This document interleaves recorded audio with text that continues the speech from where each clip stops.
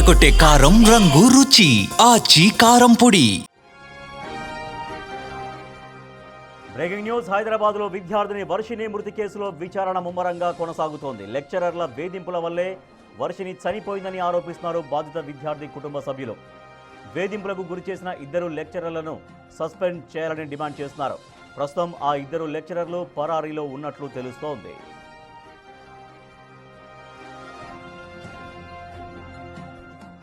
బ్రెయిన్లో blood clot కావడం వల్లే వర్షిణి మృతి చెందిందా అనే కోణంలో దర్యాప్తు ముమ్మరం చేస్తున్నారు పోలీసులు. కాలేజీకి వెళ్లే ముందే ఇంట్లో కళ్ళు తిరిగి కింద పడిపోయింది.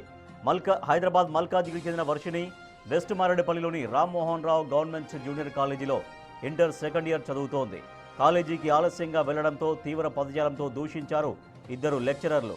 క్లాస్ రూమ్లోకి అనుమతించకపోవడంతో ఆమె బయటే ఉండిపోయింది.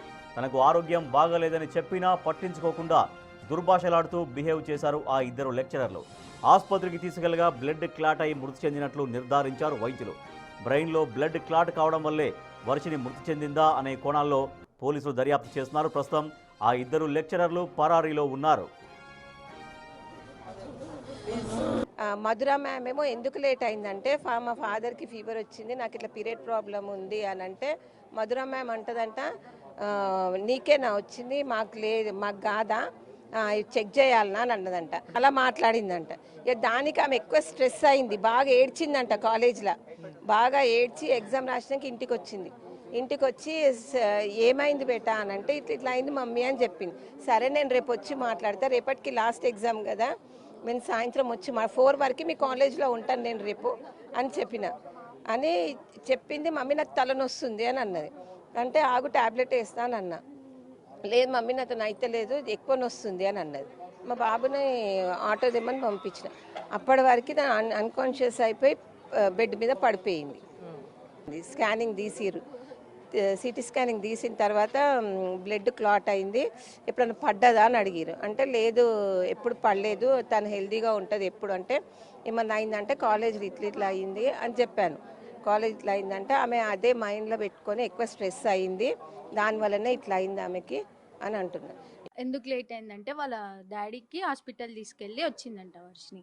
అయితే కాలేజ్కి వచ్చే వరకు లేట్ అయింది. మా మధుర మ్యామ్ ఇంగ్లీష్ చెప్తుంది, ఆమె ఉండి అడిగింది ఎందుకు లేట్ వచ్చినావు నువ్వు, ఏమైందంటే ఆమె చెప్పింది వర్షిని నాకు పీరియడ్స్ ఉన్నాయి మ్యామ్ అందుకే లేట్ అయిపోయిందంటే ఆమె రూడ్గా మాట్లాడింది కొంచెం.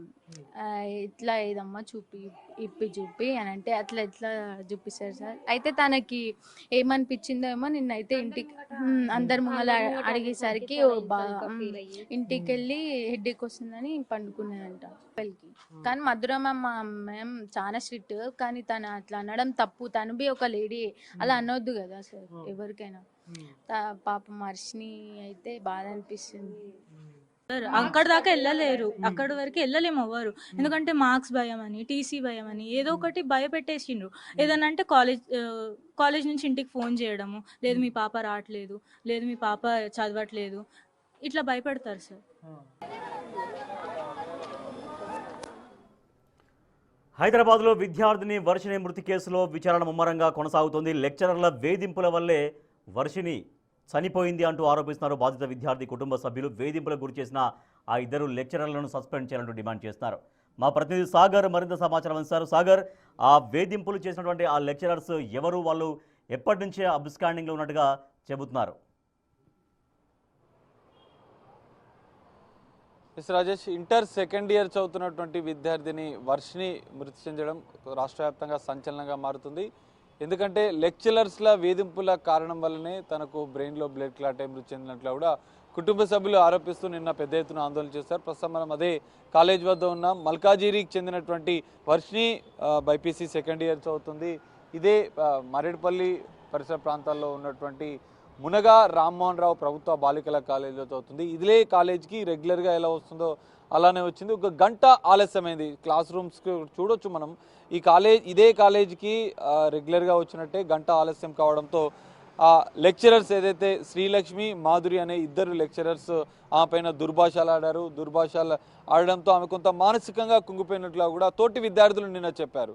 సో అనంతరం ఆమె ఇంటికి వెళ్ళింది. ప్రీ ఫైనల్ ఎగ్జామ్స్ కావడంతో ఎగ్జామ్స్ రాసింది. ఇద్దరు లెక్చరర్స్ కొంత మనోవేదనకు గురి చేశారు, ఒత్తిడికి గురి చేశారు, తీవ్ర పదజాలంతో దూషించడం తాము కొంత మనోవేదనకు గురైంది, కొంత గంట సేపు ఏడ్చినట్లుగా కూడా వాళ్ళ సోదరి చెప్తుంది. మిగతా తోటి స్నేహితులు కూడా చెప్తున్నారు. ఇంటికి వెళ్ళగానే తల్లితో తన ఆవేదనను వర్షిని చెప్పుకుంది. అప్పటికే ఆమెకు తలనొప్పి తీవ్రం కావడంతో కళ్ళు తిరిగి పడిపోయింది. ఆసుపత్రికి తీసుకెళ్లేసరికి వైద్యులు బ్రెయిన్లో బ్లడ్ కావడం వల్లనే మృతి చెందినట్లు కూడా చెప్పారు. అయితే ఏం జరిగిందని ఆరా తీయగా ఇద్దరు లెక్చరర్స్ వేధింపులకు గురి చేశారు. ఆ ఒత్తిడి తట్టుకోలేకే గత కొన్ని రోజులుగా కూడా ఇదే రకంగా వర్షిణినే కాదు మిగతా విద్యార్థులను కూడా ఈ లెక్చరర్స్ అయితే మాధురి అనే వ్యక్తి, శ్రీలక్ష్మి అనే లెక్చరర్స్ కూడా అసభ్య పదాలతో దూషిస్తూ వేధించేవారు. వ్యక్తిగత విషయాలపైన కొంత కామెంట్ చేస్తూ తల్లిదండ్రులకు ఫిర్యాదు చేసేవారంటూ కూడా తోటి విద్యార్థులు చెప్తున్నారు. నిన్న వర్షిణి మృతదేహాన్ని కాలేజీ వద్దకు తీసుకొచ్చి కొంత ఆందోళన చేశారు. ఇద్దరు లెక్చరర్స్ని ఖచ్చితంగా వారిని సస్పెండ్ చేయాలి, తదుపరి వారిపైన చర్యలు తీసుకోవాలి, కేసు నమోదు చేయాలంటూ కూడా చెప్పారు. వర్షిణి కుటుంబ సభ్యుల ఫిర్యాదు మేరకు మారేడుపల్లి పోలీసులు ఈ ఘటనకు సంబంధించినటువంటి కేసు నమోదు చేశారు. అనుమానాస్పద మృతిగా కేసు నమోదు చేశారు. ఎఫ్ఐఆర్లో ఇద్దరు లెక్చరర్స్ల పేర్లు కూడా పెట్టినట్లు కూడా తెలుస్తుంది. మరి ఆమె సాగర్ ఆ విద్యార్థిని ఆ లెక్చరర్స్ వేధించడం, చాలా కఠిన పదజాలం ఉపయోగించి మాట్లాడడం, సో తద్వారా ఒత్తిడికి గురైనట్టుగా చెప్తున్నారు. ఆ ఒత్తిడికి గురై ఆ ఒత్తిడి హెల్త్ పైన ఎఫెక్ట్ పడడం, సో ఎక్కువగా ఒత్తిడి అంటే దాన్ని ఎక్కువగా ఆలోచిస్తారు కాబట్టి తద్వారా బ్రెయిన్లో బ్లడ్ క్లాట్ అయింది అనేటువంటి లింక్ చెప్తూ ఉన్నారా? డాక్టర్లు ఏమంటున్నారు? ఎస్ రాజ్, ఖచ్చితంగా నిన్న తల్లిదండ్రులకు కూడా మీ కూతురు ఎందుకు మృతి చెందింది అన్న అంశాలపైన తల్లిదండ్రులు ఆరా తీయగా బ్లడ్ క్లాట్ అయింది, అసలు ఏం జరిగింది, ఇంతకుముందు ఏమైనా ఆరోగ్య సమస్యలు ఉన్నాయని కూడా ఆరా తీశారు. కేవలం లెక్చరర్ల ఒత్తిడి, నిన్న జరిగినటువంటి కాలేజీలో జరిగినటువంటి ఘటనకు సంబంధించిన వివరాలను డాక్టర్లకు వివరించారు. డాక్టర్లు కూడా ఆమె కొంచెం మానసికంగా ఒత్తిడి గురైంది, ఆ ఒత్తిడి వల్లనే బ్లడ్ క్లాట్ అయిందన్నట్లు కూడా చెప్పారు. ఇక్కడ కీలకంగా గతంలో ఎలాంటి ఆరోగ్య సమస్యలు లేని వర్షిణి నిన్న కాలేజీలో జరిగినటువంటి ఘటన నేపథ్యంలో కొంత మానసికంగా కుంగిపోయినట్లుగా కూడా తోటి విద్యార్థులు చెప్తున్నారు. గతంలో కూడా ఇదే తరహాలో వేధింపులకు ఒత్తిడి గురి చేసేవారు ఆ ఇద్దరు లెక్చరర్స్, చాలా స్ట్రిక్ట్ అంటూ కూడా తోటి విద్యార్థులు చెప్పారు. సో ఇక్కడ బ్లడ్ క్లాట్ అయినటువంటి నేపథ్యంలో మరి లెక్చరర్ల ఒత్తిడి వల్లనే ఆమెకు అనారోగ్యమైందా, బ్లడ్ క్లాట్ అయిందన్న అంశాలపైన కూడా పోలీసులు దర్యాప్తు చేస్తున్నారు. పోలీసులకు ఫిర్యాదు చేసినటువంటి కుటుంబ సభ్యులు ఇద్దరు లెక్చరర్స్ వేధింపుల వల్లే తమ కూతురు మృతి చెందినట్టు ఆరోపణలు చేశారు. దాని ఎఫ్ఐఆర్లో నమోదు చేసినటువంటి పోలీసులు ఇద్దరు లెక్చరర్ల పైన కూడా ఎఫ్ఐఆర్లో నమోదు చేసినట్లుగా కూడా తెలుస్తుంది. పూర్తిస్థాయి దర్యాప్తు జరుగుతూ ఉంది.